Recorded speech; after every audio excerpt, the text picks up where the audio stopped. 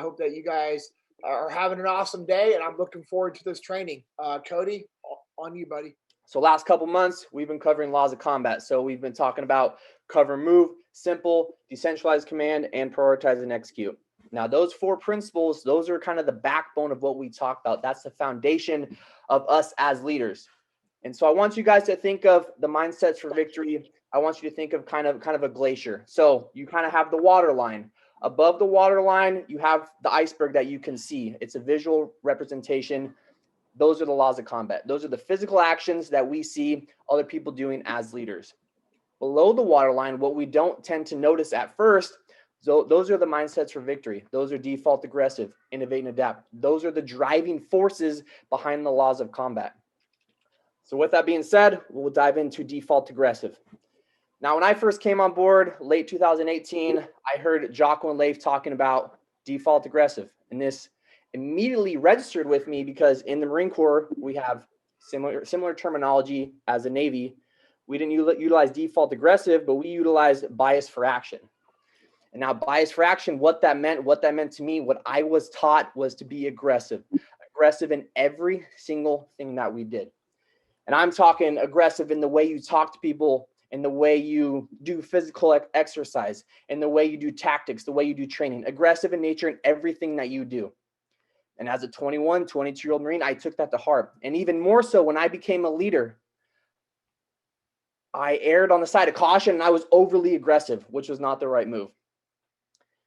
And what I found out was, so in the Marine Corps, I was a martial arts instructor. We have a belt system similar to jiu-jitsu. We have 6 belts, and then you go to instructor and then instructor trainer. So I was instructor, so I was basically level 6 out of 7. And I mean, our martial arts program, it's called McMAP. And it's kind of a mix of MMA, a mix of jiu-jitsu, but there's a kind of a dark side to it. It's, for lack of a better word, it's how to incapacitate someone to where they're not going to fight anymore. Because that's the reality of war. There might be a time when, hey, I don't have any more ammo. I'm in a building. I don't have a weapon. It's coming to these here. What do I have to do? And that's the nature of the beast. And so as an instructor, I had to influence my guys to think kind of on that darker side with terminology like the first to draw blood, violence of action by any means necessary. And now with my guys, as an 18-year-old, you're hearing that for the first time. It gets you excited to the extent where it can get you in trouble. And that's what we don't want. We don't want to be aggressive to the point where we're overbearing, to where we're making mistakes, to where we're making the wrong calls. And I saw this firsthand where I went to a training evolution where we're conducting riot training. So we have kind of your defensive guys, they have the riot gear, then you have the offensive, the rioters. I was kind of the commander of the riot line, and I'm doing like the Sparta speech. I have a megaphone. I'm talking to my guys. I'm like, all right, here they come.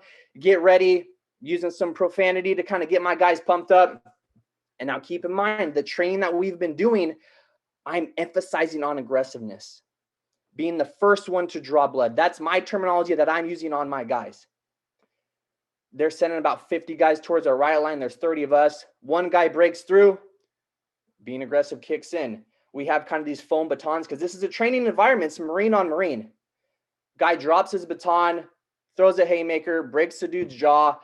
It breaks out. We have guys with broken bones. We have to cease training. Guys are getting hospitalized, and it just goes to the extent where we didn't want it to go.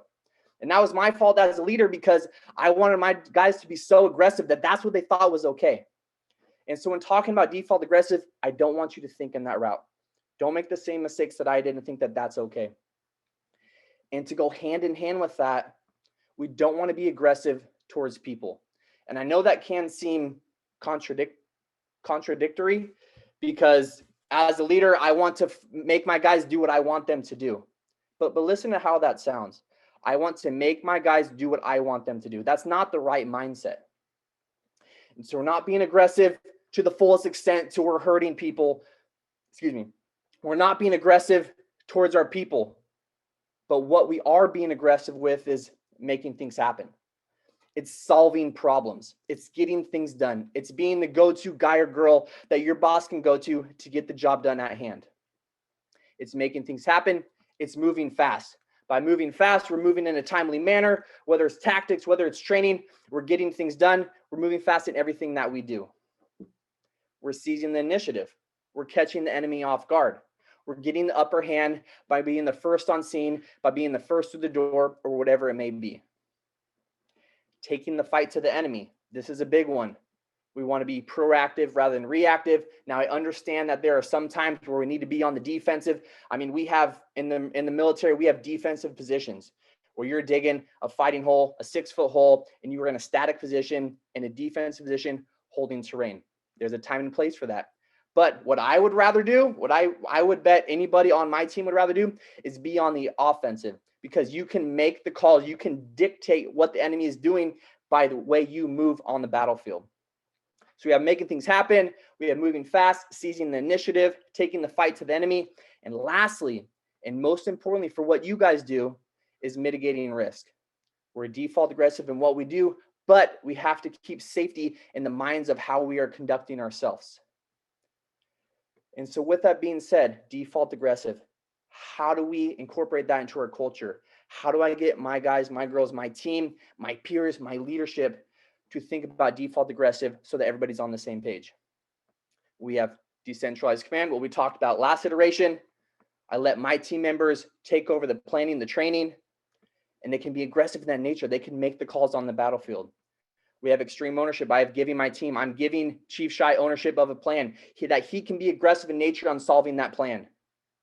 And then with training, this is the most important thing that I can give you guys today. If you want your team to be aggressive, you have to throw them in situations where being aggressive in training is going to come to surface. Because more often than not, and I know that I'm a big believer in this, I always believe that, okay, if this is going to happen, I'll be prepared. Just because my ego, just because in the military, the Marine Corps, the SEALs, like you have the alpha male mentality. Oh, the first time I get shot at, I'm going to be okay. But until you're actually there, if you can incorporate that into training to where your team can step up and be aggressive, that should be your goal as a leader. And there's a dichotomy. That's why Leif and Jocko wrote the book, Dichotomy of Leadership. You can't be so aggressive like you or me on the right line. We were having guys break bones, etc.